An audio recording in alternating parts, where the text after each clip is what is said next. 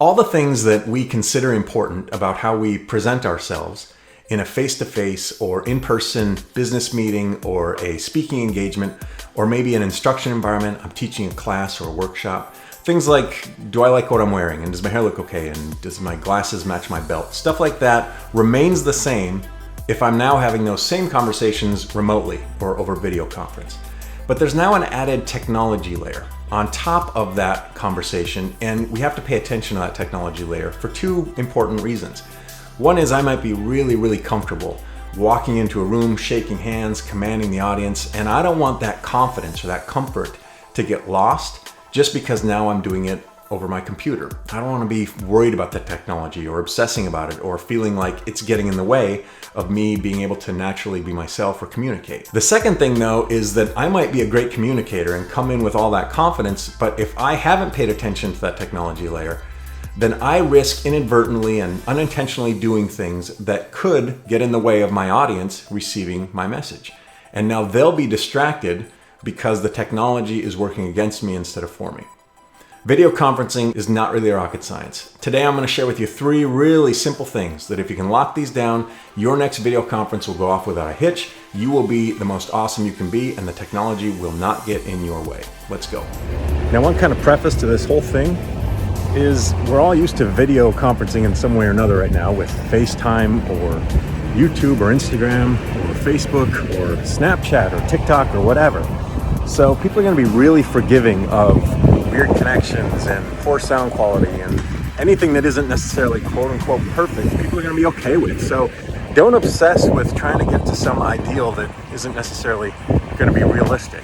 My guidance though is the more informal or casual your situation, maybe that's how you can treat your video conferencing. So if you've got a small team that you meet with and you've got a really casual, easy relationship with them, and they don't care if you get into your next meeting walking down the street with busy road distractions around you and on your phone and moving around, then that's cool. Show up and do it that way. That's no problem. For the rest of this video though, we're going to be looking at it from a perspective of creating a more ideal situation that we have a little bit more control over. For those situations where you definitely want to be more confident that how you're showing up on the other side of the screen is in your very best light. So first thing we'll talk about is composition. Composition is how you fit into the frame of your video conference, of the screen of the person on the other side of your video conference. A couple points with that. Ideally, you're being captured from the chest up or maybe collarbone up. Your head is in the middle and you're being captured so that your head is really in the top half, maybe the top third of your screen. Now included in the composition is anything else in the screen that isn't you. So your background.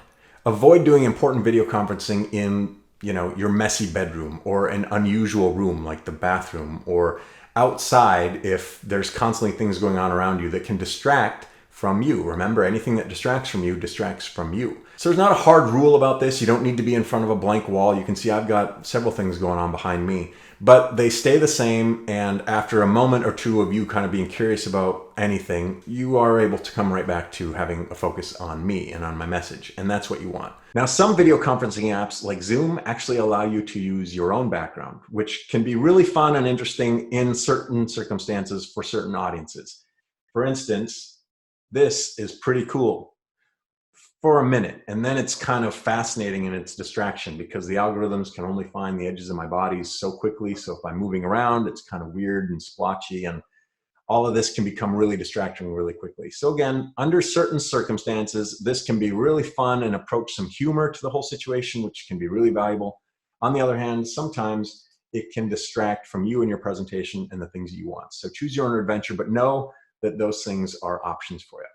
Ideally, you're able to position yourself so that your camera is slightly above eye level. As I'm looking at you, my camera is actually right there. It lines up with about the middle of my forehead. This is going to capture you in kind of your best angle.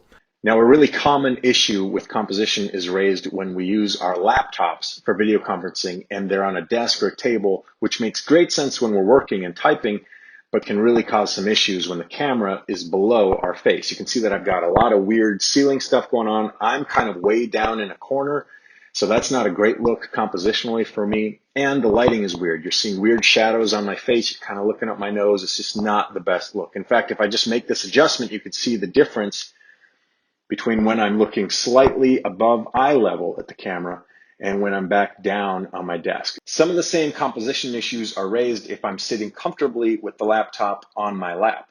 That's convenient for working, but it's not my best look as I frame inside the camera. Beyond that, every time I move or make an adjustment with my legs or just get more comfortable, the camera moves, and because it's not on a stable, solid surface, I'm kind of taking my audience with a ride with me every time that I move. Again, not an ideal situation for video conferencing. One easy thing you can do is just set it up on top of some books, reposition your screen, and now your composition is just how you might want it to be. Okay, so we talked about composition, how you fit inside the frame that your audience will be seeing you in. Second really important point to lock down is lighting. Ideally, you want your lighting to be behind and above your camera, not behind and above you, but behind and above your camera. Natural daylight is awesome. So if you've got a window in the space you'll be in, kind of the bigger the better, it will fill the room with light, bounce off the walls and the ceiling, and really bring a lot of light into your entire composition, which is great. That's what you want. Do avoid having the window behind you. Now, this is the kind of thing that we risk if the light is behind me instead of behind the camera. I am kind of lost in shadow. My features are lost, but there's a big bright light blowing out the rest of the screen. This is distracting for your audience and makes it difficult to see a lot of your facial expressions and the things that make video conferencing ideal. All right, so we talked about composition and lighting. The last thing we'll talk about is sound. Sound is actually really important because all the other things can be on point, but if nobody can hear you or they're distracted by things going on with your sound, it can really get in the way. So a couple ways to approach sound. Now this is what it sounds like coming from my computer's microphone.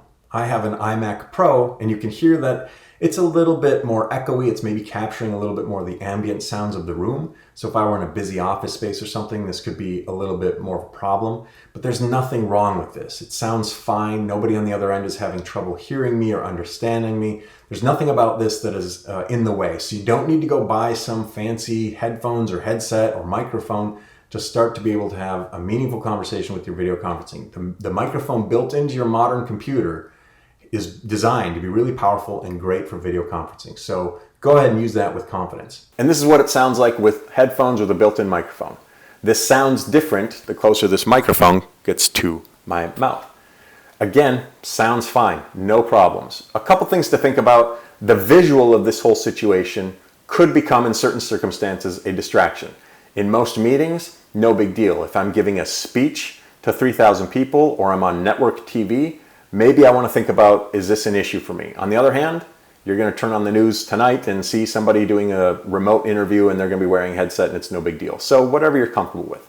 One thing to really think about though is that as this microphone moves around, as you move around, it could be bumping into things that you're not aware of. If you're wearing jewelry or lapels or a tie, your jacket, something like that, a zipper, sometimes this microphone can bump into things. And when it does, it creates sound issues. And if you don't know those issues are happening, that can be a real problem for you and your audience. So if you want to go with a headset like this, you might want to, in certain circumstances, just practice or plug it in and make sure that you've got clearance against your body so that nothing is getting in the way of people's ability to hear you. And this is what things sound like on my laptop using my AirPods for a microphone. Sounds great, no problems, no issues, totally viable way for you to do video conferencing.